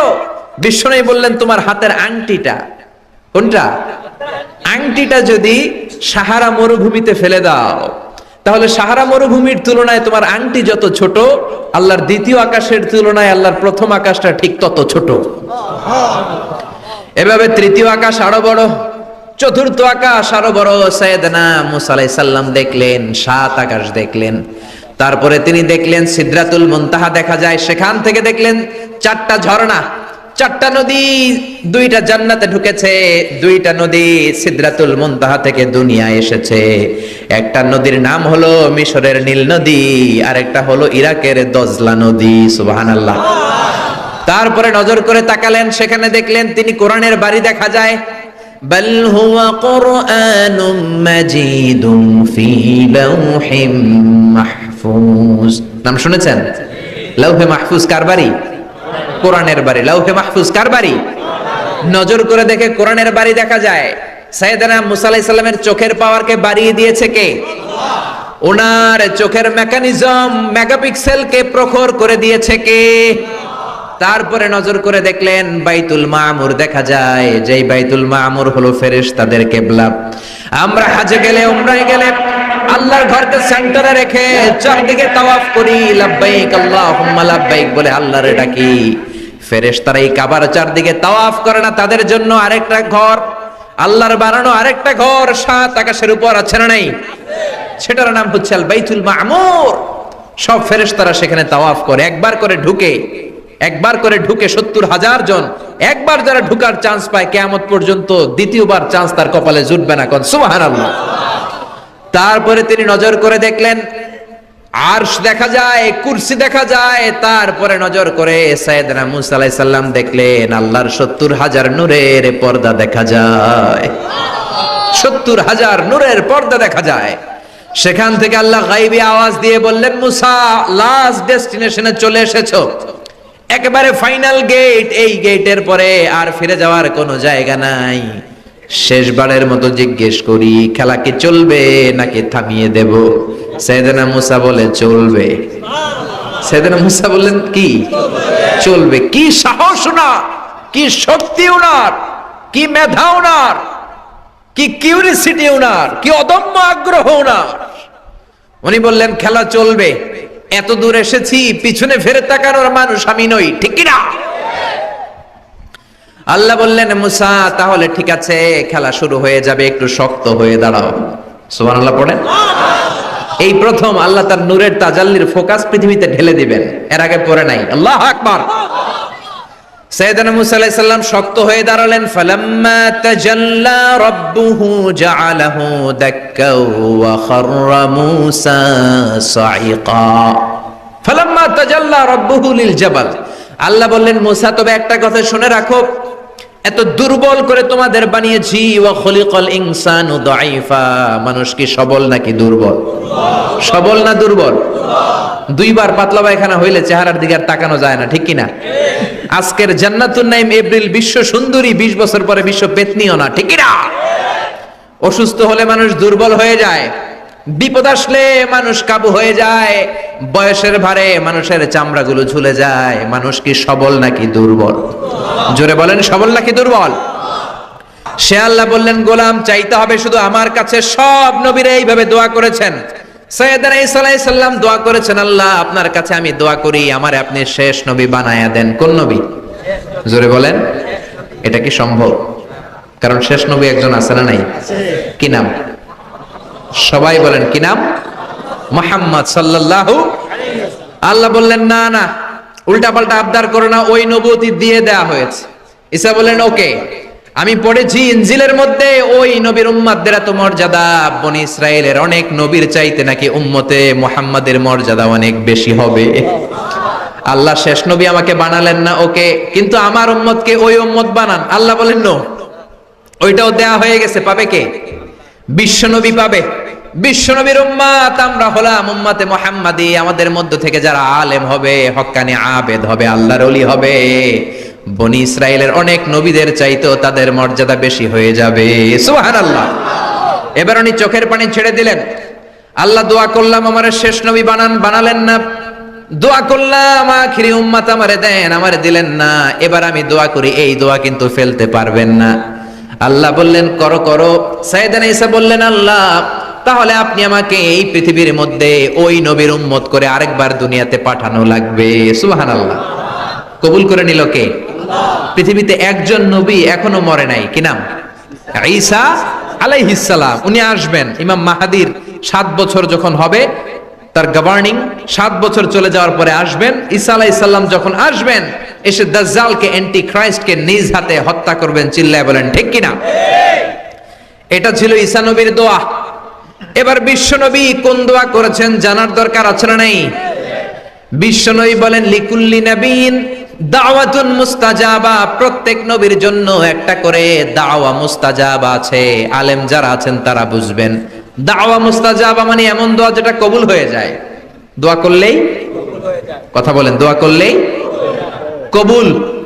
এরকম দোয়া রব্বুল আলামিন সব নবীকে একটা একটা করে দিয়েছেন। ওই দোয়াটা করলেই সেকেন্ডের মধ্যেই কবুল করে দেয় কে? আল্লাহ। সব নবী ওই দোয়া দুনিয়াতেই করে ফেলেছে। বিশ্বনবী বললেন লিকুল্লি নবিয়্যিন দাওয়া মুস্তাজাবা, সব নবীর জন্য একটা স্পেশাল দোয়া আছে দাও বিহা, যেই দোয়াটা নবীরা দুনিয়াতেই করে ফেলেছে। ওয়া ইন্নী আখতাবিউ দাওয়াতি শাফাআতান লি উম্মতি ইয়াউমাল কিয়ামাহ। আল্লাহু আকবার। আর আমি আমার দাওয়া মুস্তাজাবা স্পেশাল দোয়াটা এখনো করি নাই, আমার দোয়াটা এখনো আমি জমিয়ে রেখেছি। কিয়ামতের কঠিন ময়দানে আমার উম্মত যখন বিপদে পড়ে যাবে, আমার উম্মতের জান্নাতে যাওয়ার ব্যাপারে ঝামেলা লেগে যাবে, আল্লাহর অনুমতি ক্রমে শাফাত করে করে আমি আমার উম্মতদেরকে জান্নাতে ঢুকিয়ে দেব। তখন আমি ওই দোয়াটা করব। বিশ্বনবী সিজদায় পড়ে থাকবেন কিয়ামতের ময়দানে, সব নবীরাও বলবে ইয়া নাফসি ইয়া নাফসি। কেউ যখন আল্লাহর কাছে যেতে পারবে না, সবাই মিলে বিশ্বনবীর কাছে যাওয়ার পরে বিশ্বনবী তখনও মাথা তুলবেন না। বিশ্বনবী কপাল ঠুকে কেঁদে কেঁদে বলবেন রব্বি হাবলি উম্মতি, ও আল্লাহ আমার উম্মতকে আপনি মাফ করে দেন। সুবহানাল্লাহ। আল্লাহ বলবেন নবী ইরফা রাসাক, মাথা উঠান, সাল তুতা, আজকে যা চাইবেন তাই দিব, ইশফা তুশাফা, যারাই শাফাত করবেন আমার অনুমতি ক্রমে কবুল করে নিব। সুবহানাল্লাহ। বিশ্বনবী চাইলে ওই দোয়াটা দুনিয়াতেই করতে পারতেন অন্য নবীদের মতো, ঠিক কিনা? অন্য নবীরা যেমনি নিজেদের প্রয়োজনে ওই দোয়াটা দুনিয়াতেই করেছে, আমার নবীকে ওই রকম করেছে নাকি? তার মানে আমার নবীর আমাদের জন্য মায়া বেশি না কম? আমার জন্য রেখে দিয়েছেন ওই দোয়াটা, আপনার জন্য রেখে দিয়েছেন দোয়াটা, আমাদের জন্য দোয়াটা রেখে দিয়েছেন। আমরা যখন কিয়ামতের ময়দানে বিপদে পড়ে যাব, বিশ্বনবী দোয়া করে করে আমাদেরকে জান্নাতে ঢুকিয়ে দিবেন, ঠিক কিনা? বিশ্বনবী দুনিয়াতে কম আঘাত সহ্য করেন নাই। যেই লোকটার বাইরের চামড়া থেকে রগ দেখা যেত, রগের ভেতর দিয়ে যে রক্তগুলো দৌড়া দৌড়ি করে সেটাও দেখা যেত। সুবহানাল্লাহ। পৃথিবী এত সুন্দর মানুষ দেখে নাই। ওই লোকটাকে পাথর মেরে মেরে তায়েফের ময়দানে রক্তাক্ত করা হয়েছে 3 বার। আমি দেখে এসেছি এবার জায়গাটা। একবার আহত হলেন, আবার উঠলেন, আবার পাহাড়ের কাছে গেলেন, আবার মারা হলো, আবার পাহাড়ের ওই পাশে গেলেন, আবার মারা হলো। 3 বার পাথর মারা হলো। বিশ্বনবী নিজের কোনো প্রয়োজনে, নিজের স্বার্থের জন্য যান নাই, তায়েফবাসীদের জান্নাত নিশ্চিত করার জন্য, তাদের ভালোর জন্য, তাদেরকে দাওয়াত দেওয়ার জন্য গিয়েছেন। তারপরও মাইর আছে না নাই? তখনও বিশ্বনবী দোয়া করেন নাই। ওই দিন যদি দোয়া করতেন আল্লাহ তায়েফবাসীদেরকে আপনি শেষ করে দেন, সেকেন্ডের মধ্যে পুরো তায়েফকে পাউডার করে দিতে পারত কে? উহুদের ময়দানে তীর এসে বিশ্বনবীর দাঁতের মধ্যে বিঁধে গেল, ঝরঝর করে রক্ত ঝরলো। ওই কঠিন দিনেও বিশ্বনবী ওই দোয়াটা করেন নাই, ঠিক কিনা? বদরের ময়দানে 313 জন সাহাবী নিয়ে বিশ্বনবী চোখের পানি ছাড়ছেন। আবু বকর বলেন ইয়া রাসূলুল্লাহ, ইয়া হাবিবাল্লাহ, মাথা উঠান, আপনি এমন ভাবে দোয়া করেছেন আমার মন সায় দেয়, আমার মন বলে আজকের দোয়া আল্লাহ ফেরাবে না, ওঠেন। বিশ্বনবী চাইলে ওই জন্য বলতে পারতেন কুরাইশদেরকে আল্লাহ আপনি নাস্তানাবুদ করেন, করে দিত কে? প্রচন্ড ক্ষুধার সময় বিশ্বনবী যখন মক্কায় কেঁদে কেঁদে হয়রান, তখন ওই দোয়াটা করেন নাই, ঠিক কিনা? 3 বছর আত্মীয় স্বজন সহ শিয়াবে আবু তালেবে জেল খেটেছেন। কয় বছর? জোরে বলেন।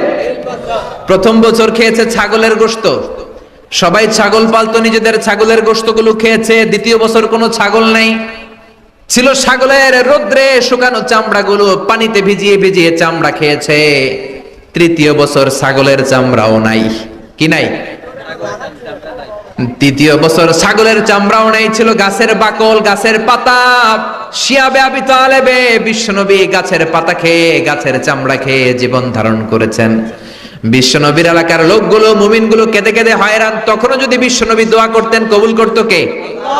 মদিনায় দুর্ভিক্ষ, কোনো খাবার নাই, বিশ্বনবীর পেটে কোনো খাবার নাই, কোনো দানা পানা পড়ে নাই। বিশ্বনবীর কলিজার টুকরা নাতি হাসান আর হোসাইনের পেটেও কোনো খাবার নাই। বিশ্বনবীর কলিজার টুকরা ফাতেমার পেটে কোনো খাবার নাই। চাইলে বিশ্বনবী তখন দোয়াটা করতে পারতেন না? বিশ্বনবী মসজিদে নববীতে জোহরের নামাজ পড়ে হাসান হুসাইনকে দেখতে গেলেন, যে দেখে ফাতেমা রান্না করে। আসলে কি রান্না করে? চুলার মধ্যে পাতিল দিয়ে পানি গরম করে আর হাসান হুসাইনকে বুঝ দেয়, ঠিক কিনা? বিশ্বনবীর পায়ের আওয়াজ শুনে ঘুমন্ত হাসান আর হুসাইন জেগে গেল। দৌড়ে এসে নানাজিকে ঝাপটে ধরে ডেকে বলে, নানাজি গতকাল কেন দেখতে আসলেন না? আজকে দুপুর হয়ে গেল, বিকেল হয়ে যাচ্ছে, এখন বুঝি আপনি দেখতে আসার সময় হলো? বিশ্বনবী বললেন, হাসান হুসাইন এই তো এইমাত্র জোহরের নামাজ পড়ে আসলাম, তোমাদের খোঁজ খবর নিতে এসেছি। হাসান আর হুসাইন বলল, কি খোঁজ খবর নিবেন? খোঁজ খবর নেওয়ার আগে একটা বিচার করে দেন। বিচার? আপনি তো আহকামুল হাকিমিন, সব চাইতে বড় বিচারকের সব চাইতে বড় নবী, ইনসাফ ওয়ালা নবী। আপনার কাছে বিচার দিয়ে কেউ কোনোদিন বিচারে ঠকে নাই, ঠিক কিনা? আপনি একটা বিচার করেন। বিশ্বনবী বললেন, কিসের বিচার? হাসান বলে, নানাজি আপনার মেয়ের নামের বিচার, ফাতেমার নামের বিচার। বিশ্বনবী বললেন, ও হাসান, আমার মেয়ে ফাতেমার আবার কি বিচার? কি অপরাধ আমার ফাতেমার? হাসান হুসাইন চোখের পানি ছেড়ে দিয়ে ডেকে বলে, নানাজি আপনার মেয়ে আমাদেরকে খাবার দেয় না কেন? খাবার দেয় না কেন? বিচার দিলাম, গতকাল সারাদিন বলেছে রাত্রিবেলা খাবার দিবে, রাতে খাবার দেয় নাই। আমাদেরকে বলেছে তোমরা ঘুমিয়ে যাও, আমি রান্না করি, সকালে দিব। ঘুমায় গেলাম, সকালবেলায় খাবার চাইলাম, আপনার মেয়ে ফাতেমা তখন আমাদেরকে খাবার দেয় না। দাদা, আমরা ছোট্ট দুইটা মানুষ ক্ষুধার জ্বালায় বেহুশ হয়ে যাই, আর সহ্য করতে পারি না, আপনার মেয়ে খাবার দেয় না। দুপুর হয়ে গেল, দুইজনে কান্নাকাটি করে আপনার মেয়ে এখন পর্যন্ত আমাদেরকে খাবার দেয় নাই। আমরা দুজন তো আর সহ্য করতে পারি না, কেন আপনার মেয়ে আমাদের সাথে এমন করে? আপনার কাছে বিচার দিলাম, আপনি বিচার করেন। বিশ্বনবী আর কি বিচার করবেন? ধা ধা করে বিশ্বনবী চোখের পানিগুলো ছাড়েন, হুসাইনকে জড়িয়ে ধরলেন, হাসান রে জড়িয়ে ধরলেন, ডেকে বললেন, হাসান রে কাছে আয়। বিশ্বনবী শাম দেশের জুব্বা পড়তেন, শাম দেশের জুব্বাটা উপরের দিকে উঠালেন, হাসান রে দেখালেন, এই তো দেখ তোর নানার পেটের মধ্যে 3টা পাথর বাঁধা। একদিন না খেয়ে থাকার কারণে তোদের পেটে এত জ্বালা, এত কষ্ট। আমি বিশ্বনবীর পেটে গত 3 দিন যাবত কোনো দানা পানি পড়ে নাই। আমি বিশ্বনবী তো না খেয়ে আছি রে হাসান, আমি তো 3 দিন না খেয়ে আছি, আমার পেটেও তো কিছু নাই। নানাও কাঁদলেন, নাতিও কাঁদলেন, পুরো পৃথিবীও কাঁদলো, ঠিক কিনা? ওই কঠিন ক্ষুধার দিন, ওই কঠিন দুর্ভিক্ষের দিন বিশ্বনবী যদি তার স্পেশাল দোয়াটা করতেন, জান্নাত থেকে জিব্রাইলকে দিয়ে খাবারের বস্তা পাঠিয়ে দিত কে? ওই জন্য বিশ্বনবী দোয়াটা করে নাই। আমার জন্য, আপনার জন্য, আমাদের জন্য দোয়াটা এখনো আসরা নাই। হাজার ব্যথা বেদনার পরে ফিরে আসনি তুমি আপন ঘরে, দিনের আলো তুমি ছড়িয়ে দিতে চলে গেলে মদিনায় মক্কা ছেড়ে।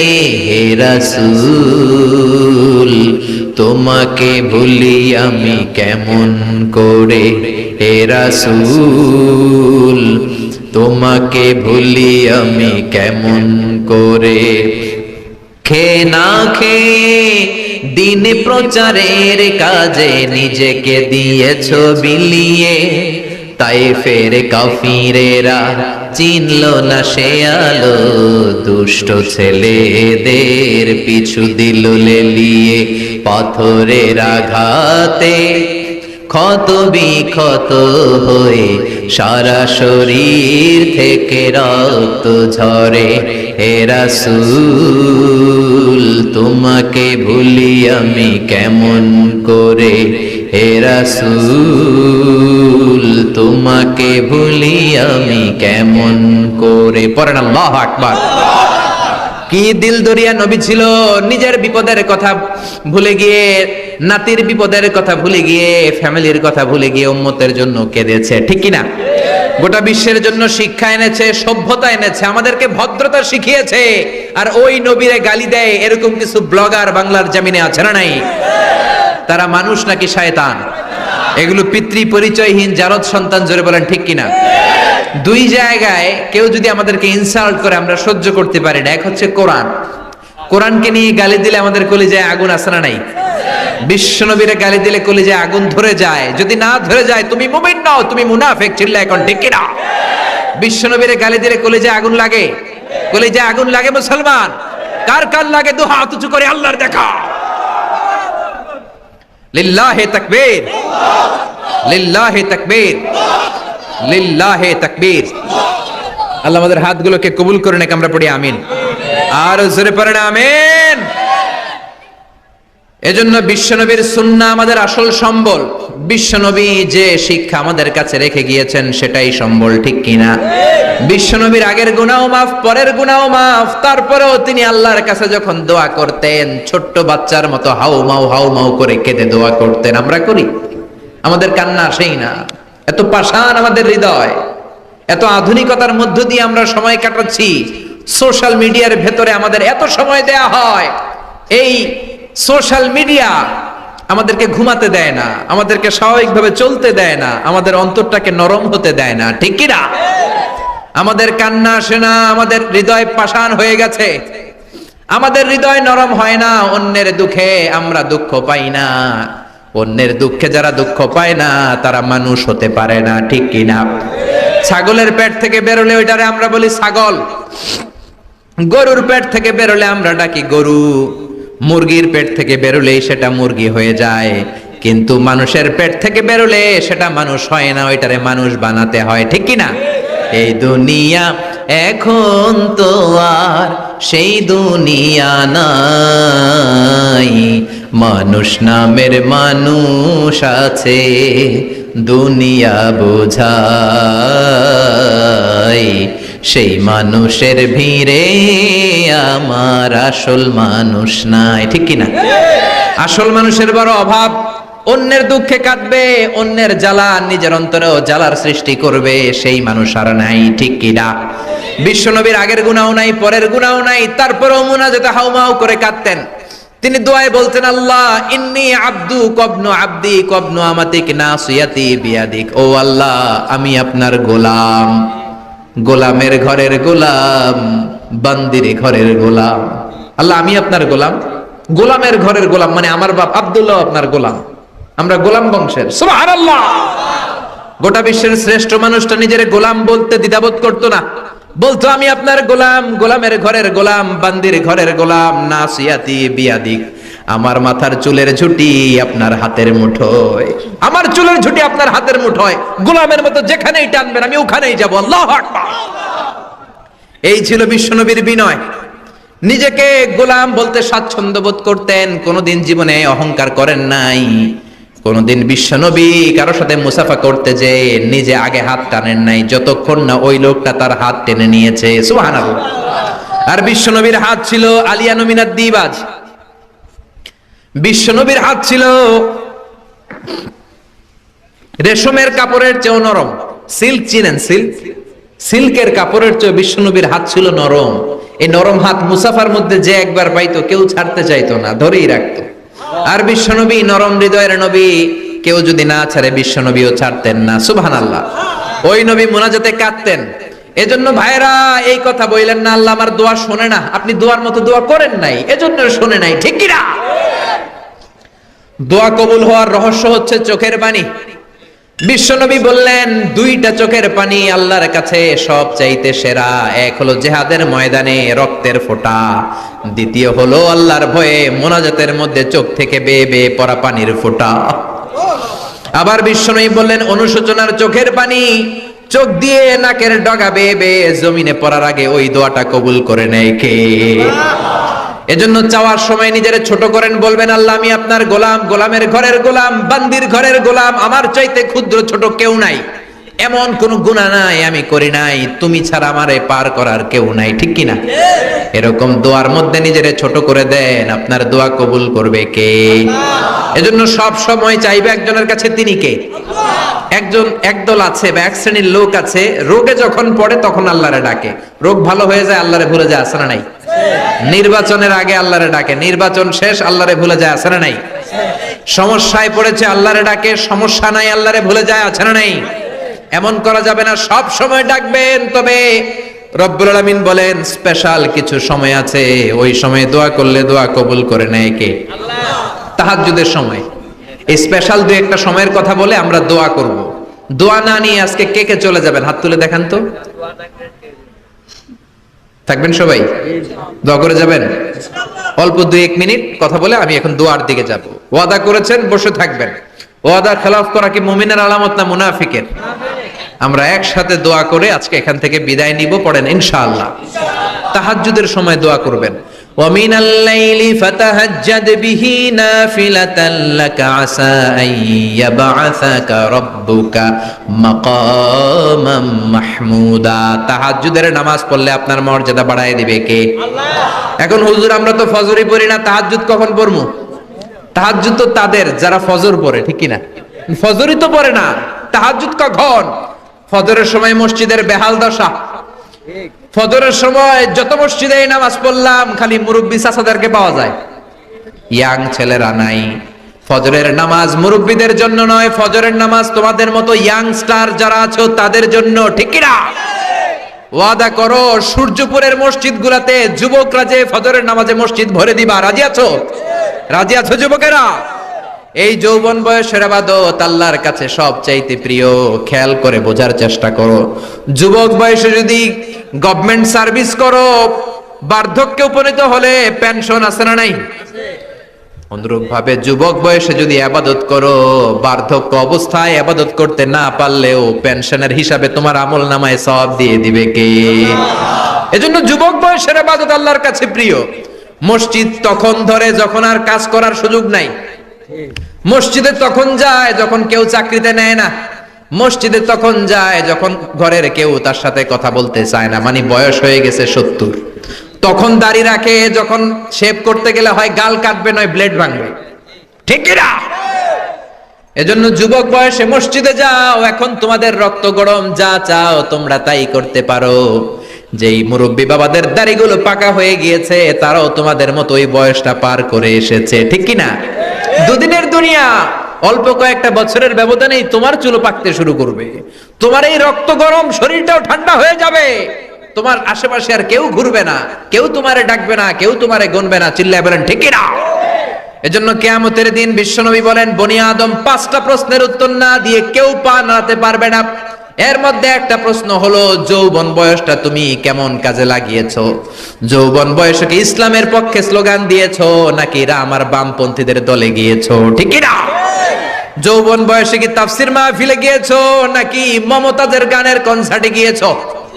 যৌবন অবস্থায় তুমি কি কোরআনের অর্থ পড়েছো, ইসলামী সাহিত্য পড়েছো নাকি চটি বই পড়েছো, ঠিক কি না? পাই টু পাই কিয়ামতের দিন জিজ্ঞেস করবে কে? আল্লাহ। চিল্লায় বলেন কে? এজন্য তাহাজ্জুদের অভ্যাস করেন। যারা তাহাজ্জুদ পড়ে তাদের চেহারায় একটা আলাদা গ্লেস আছে। লোকটা কালো হলেও, যদি কালো রঙের লোক হয়, একটা গ্লেস আছে। আমার অনেক কালো বন্ধু আছে, আমি মিশরে পড়েছি, students of more than 100 nationalities, we used to study, stay and dwell in the same place. 100টারও বেশি দেশের ছাত্র থাকতাম। আমার অনেক আফ্রিকান বন্ধু ছিল, কুচকুচে কালো, তেল তেলে, কিন্তু কালো হলো চেহারা একটা সৌন্দর্য আছে না নাই? এজন্য কালো মানুষও যদি তাহাজ্জুদ পড়ে চেহারায় নূর বাড়িয়ে দিবে কে? 2 নম্বরে হলো আযান আর ইকামতের মাঝখানে যদি দোয়া করে, ওই দোয়া কবুল করে কে? আল্লাহ। এটা অনেকে জানে না। আযান দিয়েছে, মসজিদে গিয়েছে, সুন্নত নামাজ পড়ে বসে আছে, কখন ইকামত হবে, আরো 5 মিনিট বাকি, মাথা চুলকায়, আছে না নাই? মোবাইল টেপাটেপি করে, ফেসবুকিং করে, ঘড়ির দিকে তাকায় আছে, ঘড়ির কাঁটাও ঘুরে, ওর মাথাও ঘুরে, আছে না নাই? তো বসে থাকবা কেন তুমি? 5 মিনিট সময় আছে, চাইতে হবে কার কাছে? বাজারে যাওয়ার সময় যেমনি আপনি লিস্ট করে নিয়ে যান, এটা লাগবে ওটা লাগবে, মসজিদে যাওয়ার সময় মোবাইলের টুকি নিয়ে যান, কাগজের টুকি নিয়ে যান। আল্লাহ আমার সুন্দরী বউ লাগবে, বউ দাও, দিবে কে? এই বেটা দিবে কে? নেককার বিবি লাগবে, দিবে কে? গোল্ডেন এ প্লাস পেতে চাই, দিবে কে? উমরা করতে চাই, পাসপোর্টে ভিসা লাগে না, ভিসা করে দিবে কে? দুরারোগ্য ব্যাধি, অনেক ওষুধ খেলাম, অনেক দেশে গেলাম, কোন ডাক্তার ভালো করতে পারে না, কিন্তু ডাক্তারেরও বড় ডাক্তার আছে না নাই? কেউ যেটা পারে না, পারে কে? আযান ইকামতের মাঝখানে দোয়া আল্লাহ ফেরায় না। হাদিসে এসেছে দুআ লা ইরাদ্দু বাইনাল আযানি ওয়াল ইকামা, আযান এবং ইকামতের মাঝখানের সময়টাতে দোয়া করবেন।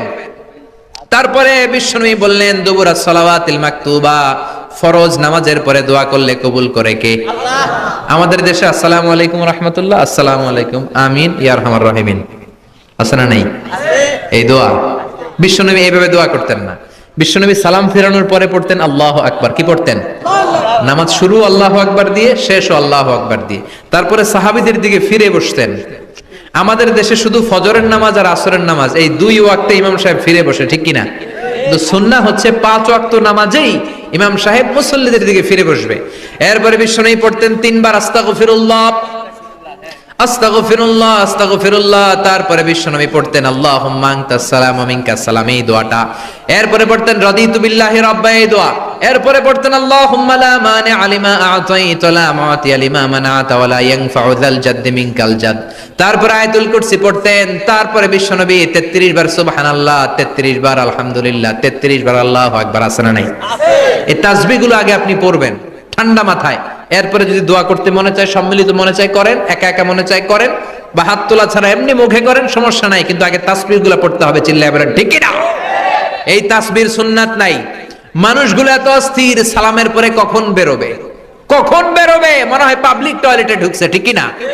পাবলিক টয়লেট হচ্ছে এমন জায়গা যে পাবলিক টয়লেটের ভিতরে আছে ও বের হওয়ার জন্য ছটফট করে, আর যে বাইরে সিরিয়াল ধরে আছে ও ঢোকার জন্য ছটফট করে, ঠিক কি না? মনে হয় পাবলিক টয়লেটে এসেছে, মসজিদে ঢুকেছো আল্লাহুম্মা বলে তুমি ঢুকে গেলা আল্লাহর নাম নিয়ে। যখন মসজিদে ঢুকে গেলা, তোমার মাথার উপরে রহমত ঢালছে কে? মসজিদ হচ্ছে রহমতের জায়গা। সালাম ফেরানোর পরে তাসবিহ পড়েন, তারপরে আপনি দোয়া করেন। এজন্য সালাম ফেরানোর পরে দোয়া কবুল করে কে? আল্লাহ। এরপরে বিশ্বনবী বললেন ইনদা নুজুলিল মাতার, আকাশ থেকে যখন বৃষ্টি নামে, ওই বৃষ্টি নামার সময় যদি দোয়া করেন, দোয়া কবুল করে কে? আল্লাহ। আর দোয়া লা ইরাদ্দু তাহতাল মাতার, তুফান ওই বৃষ্টি না, ভ্যাপসা একটা গরম, এই গরমটাকে দূরে সরিয়ে দেওয়ার জন্য একটা ঝিরিঝিরি ঝিরিঝিরি বৃষ্টি পড়ে। ওই বৃষ্টির নিচে দাঁড়িয়ে বৃষ্টির পানি নিয়ে দোয়া করলে কবুল করে কে? আল্লাহ। জানেই না মানুষ, ঠিক কি না? বরং বৃষ্টি আসলে গান গাওয়া শুরু করে দেয়। এই বৃষ্টি ভেজা রাতে তুমি চলে যেও না, আছে না নাই? তো চলে যাবো না, কি করবো, থেকে যাবো তোমার সাথে? এগুলো করা যাবে না। বৃষ্টি রহমতের বৃষ্টি, তুমি বৃষ্টি হাতে নিয়ে দোয়া করো। সুন্দরী বউ লাগবে, দিতে পারে একজন, তিনি কে? আল্লাহ। এজন্য চাইতে হবে একজনের কাছে, তিনি কে? কদরের রাতে দোয়া করলে আল্লাহ কবুল করে, খতমে কোরআনের পরে দোয়া করলে আল্লাহ কবুল করে, হজের মানাসিকুল হজের মধ্যে যে দোয়া করলে কবুল করে, মুসাফির দোয়া করলে কবুল করে, রোজাদার ব্যক্তি দোয়া করলে আল্লাহ কবুল করে, মাজলুম ব্যক্তি দোয়া করলে আল্লাহ কবুল করে। এজন্য বিশ্বনবী বলেছেন ইত্তাকু দাওয়াতাল মাজলুম, মাজলুমের বদদোয়ারে ভয় করো, ফা ইন্না লাইসা বাইনাহু ওয়া বাইনাল্লাহি হিজাব, তার আর তার আল্লাহর মাঝে কোনো পর্দা থাকে না। মাজলুম দোয়া করলেই কবুল, সুবহানাল্লাহ। এরপরে স্পেশাল দোয়া হলো মা বাবার দোয়া। এই দোয়া কোনোদিন ফিরে না, সুবহানাল্লাহ পড়েন। রাজি আছেন মা বাবার কাছে দোয়া চাইতে? রাজি আছেন তো? কোন ঘর আছে যে ঝগড়া হয় না? এরকম কোনো ঘর পৃথিবীতে নাই। ঝগড়া হবে, মা বাবার সাথে মিস আন্ডারস্ট্যান্ডিং হবে, হয়ে যেতে পারে 2-4 কথা, কিন্তু ক্ষমা চাইতে হবে, ঠিক কিনা? মা বাবার শুধু দোয়াটাই কবুল নয়, মা বাবার দোয়াও কবুল, বদদোয়াও কবুল। কি আজীব তামাশা! এমন যদি হয়তো দোয়াটা কবুল হয় কিন্তু বদদোয়াটা কবুল হয় না, তাহলে তো বাইসে যেতাম, ঠিক কিনা? কিন্তু দোয়াও কবুল, বদদোয়াও। বুলেট মারলে বুলেট মিস হতে পারে, মায়ের দোয়া মিস হয় না। 3টা জিনিসের দিকে নজর করার সাথে সাথে আমল নামায় সওয়াব দেয় কে? আল্লাহ। 1 নাম্বার নাজর ইলাল মুসহাফ, কোরআনের দিকে তাকালেই সওয়াব আছে না নাই? 2 নাম্বার নাজর ইলাল কাবা, কাবার দিকে যখন আপনি তাকাবেন আপনার আমল নামায় সওয়াব দিবে কে? আল্লাহ। 3 নাম্বারে নাজর ইলা ওয়াজহিল ওয়ালিদাইন, মাতা পিতার চেহারার দিকে যদি রহমতের নজরে তাকান, এক একটা কবুল হজের সওয়াব দিবে কে? 5 লক্ষ টাকা দিয়ে হজ করেছেন, বুকে হাত দিয়ে বলতে পারবেন আমার হজ কবুল হয়েছে কি হয় নাই? পারবেন কেউ? পারবেন? কিন্তু মায়ের চেহারার দিকে রহমতের নজরে তাকালে কবুল হজের সওয়াব দেয় কে? আল্লাহ। এজন্য মা বাবার কাছ থেকে দোয়া নিতে রাজি আছেন? আমাদের সবচাইতে বড় পীর হবে আমার বাবা, সবচাইতে বড় পীর হলো আমার মা, সবচাইতে বেশি আমরা যার কাছে দোয়া চাইতে যাব তিনি হলেন আমার বাবা, তিনি আমার মা। চিল্লায় বলেন ঠিক কিনা? খবরদার, মা বাবার সাথে যদি বেয়াদবি হয়, সূর্যপুরের ছেলেরা মেয়েরা যার কানে আমার মাইকের আওয়াজ যায়, খবরদার, তোমার জীবন বরবাদ হয়ে যাবে, কপাল পোড়া হয়ে যাবা তুমি। তোমার কপালের সেজদা দিয়ে তুমি কালো দাগ ফেলতে পারবা, 10টা হজ করে হাজী সাহেব টাইটেল নিতে পারবা, কিন্তু তোমার জন্য জাহান্নাম নির্ধারিত হয়ে থাকবে। ঠিক কিনা? এজন্য খবরদার, মা বাবার সাথে যদি কোনো কারণে মনোমালিন্য হয়, অনেক ফ্যামিলিতে হয় শাশুড়ি বউয়ের মধ্যে ঝগড়া মিলে না, এরকম ফ্যামিলি আছে না নাই? হতেই পারে, শাশুড়ি এক আমলের, বউ আর এক আমলের। ঠিক কিনা? বসেন, একসাথে বসেন, আমাদের ফ্যামিলি মিটিং হয় না, আমাদের বসা হয় না, মা বাবার হয়তো বসতে চায় না, বসেন, সুন্দরভাবে বিনয়ের সাথে বলেন, কেঁদে কেঁদে মা বাবার কাছে বলেন, ঠিকই আপনার মা আপনারে মাফ করে দিবে। ঠিক কিনা? মায়ের পা ধরে যদি কেউ মাফ চাওয়ার মতো মাফ চায়, এমন কোন মা নাই যে মাফ না করে বসে থাকতে পারে। ঠিক কিনা? এজন্য খবরদার, মা বাবা যাদের বেঁচে আছে তাদের কাছে দোয়া চান, তাদের দোয়াই আপনার বড় সম্বল। ঠিক কিনা? চাইবেন তো? কারো যদি বেয়াদবি হয়ে থাকে পা ধরে ক্ষমা চাইতে রাজি আছেন? রাজি আছেন সবাই? আল্লাহ পাক আমাদের সবাইকে কথাগুলো বুঝার ও আমল করার তৌফিক দান করুক, আমরা পড়ি আমিন। এজন্য বিপদে আপদে সব সময় আমাদের ভরসা এবং আস্থার জায়গা একটা, তিনি কে? এই দরবারটা 24 আওয়ার্স খোলা।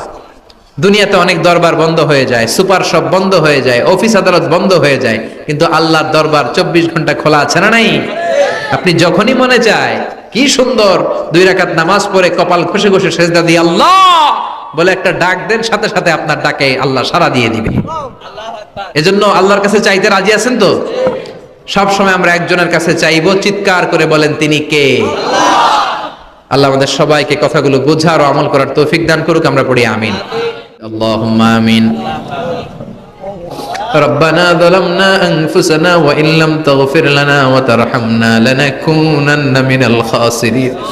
وبشال আকাশের মালিক, জমিনের মালিক, পাহাড়ের মালিক, সাগরের মালিক, নবমণ্ডলের মালিক, ভূমণ্ডলের মালিক, তোমার আকাশ বাতাস নবমণ্ডল ভূমণ্ডলের তুলনায় আমাদের হাত দুইটা একেবারে ছোট্ট রে আল্লাহ। ছোট্ট দুটি হাত পেতে ভিক্ষুকের মতো তোমার শাহী দরবারে তোমার পেয়ারা বান্দাদেরকে নিয়ে চেয়ে রইলাম। আমাদের হাত দুইখানা তুমি কবুল আর মঞ্জুর করে নাও। রব্বুল আলামিন, আমাদের গুনার কোনো শেষ নাই, আমরা গুনাহগার, গুনাহ আমাদের বেশুমার, এমন কোন গুনাহ নাই আমরা করি নাই, সগীরা কবিরা, জেনে না জেনে, ইচ্ছায় অনিচ্ছায়, বন্ধুর পাল্লায় পড়ে, শয়তানের ধোকায় পড়ে লক্ষ লক্ষ কোটি কোটি গুনাহ করে ফেলেছি, তুমি ছাড়া ক্ষমা করার আর কেউ নাই। গহীন রজনীতে তাফসীরুল কোরআন মাহফিলের শেষ লগ্নে তোমার দরবারে তোমার কিছু গুনাহগার বান্দা দুহাত তুলেছে রয়েছে। আল্লাহ, আল্লাহ আমাদের হাতগুলোকে তুমি কবুল করে নাও, আমাদের সবাইকে তুমি মাফ করে দাও। মাহফিলে ঢুকার সময় আমাদের গুনার বোঝা ফেরেশতা দিয়ে যেমনি তুমি নামিয়ে নিয়েছো, চলে যাওয়ার সময় ওই গুনার বোঝা তুমি আর কাঁধে তুলে দিও না। রব্বুল আলামিন, এমন কোন গুনাহ নাই আমরা করি নাই, সগীরা কবিরা, জেনে না জেনে, ইচ্ছায় অনিচ্ছায়, বন্ধুর পাল্লায় পড়ে, শয়তানের ধোকায় পড়ে হাজার হাজার গুনাহ করেছি। আমরা সবাই গুনাহগুলো স্বীকার যাই, আমরা গুনাহগার, তুমি মেহেরবান। আমরা গুনাহগার, তুমি মেহেরবান। আমাদের গুনার কত বড়, তোমার রহমতের দরিয়া নাকি তার চেয়েও বড়। আল্লাহ, তোমার দরবারে আমরা ক্ষমা চাই, তুমি আমাদের জিন্দেগির সব গুনাহ মাফ করে দিয়ে মাসুম বাচ্চার মতো মাসুম বানিয়ে দাও। আমাদের আব্বা আম্মা, দাদা দাদি, নানা নানি, চাচা চাচি, খালা খালু, মামা মামি, প্রত্যেকের জীবনের সব গুনাহ তুমি মাফ করে দাও। জানি না আমার কোন ভাইয়ের আব্বা আম্মা বেঁচে নাই, কোন ভাইয়ের দাদা বেঁচে নাই, দাদি বেঁচে নাই, নানা বেঁচে নাই, নানি বেঁচে নাই, শ্বশুর বেঁচে নাই, শাশুড়ি বেঁচে নাই। রব্বুল আলামিন, তারা আগে চলে গিয়েছে, আমরা পরেই রওনা হয়ে যাব। তারা চলে গিয়েছে, তার মানে এই না আমরা আজীবন বেঁচে যাব। আমরা সবাই এক পথের পথিক, আমরা সবাই এক গন্তব্যের যাত্রী। তারা আগে গিয়েছে, আমরা পরে রওনা হব। রব্বুল আলামিন তাদের প্রত্যেকের কবর গুলারে জান্নাতুল ফেরদাউসের বাগান বানিয়ে দাও। যে হাজী সাহেব এই মাহফিলের আয়োজন করলেন, মায়ের জন্য দোয়া চেয়েছে, তার মায়ের কবরটারে জান্নাতুল ফেরদাউসের টুকরা করে দাও। যাররা পরিমাণ ঈমান নিয়ে আমাদের যত আত্মীয় স্বজন, যত মুমিন মুমিনাত বান্দা গোটা বিশ্বের আনাচে কানাচে কবরস্থানে শুয়ে আছে, তাদের কবর গুলোর জান্নাতুল ফেরদাউসের বাগান বানিয়ে দাও।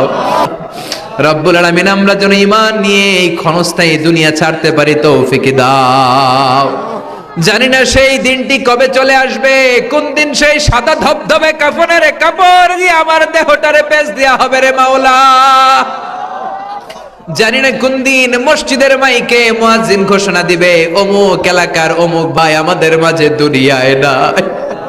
আমার যখন ফুরাবে দিন, আসবে গহীন রাতি, থেকো আল্লাহ দুনয়নে হয়ে চির সাথী, আসবে গহীন রাতি। রব্বুল আলামিন আমাদের জীবনের সেই গহীন রাত্রি আসার আগে ঈমান নিয়ে যেন আমরা বিদায় নিতে পারি তৌফিক দাও।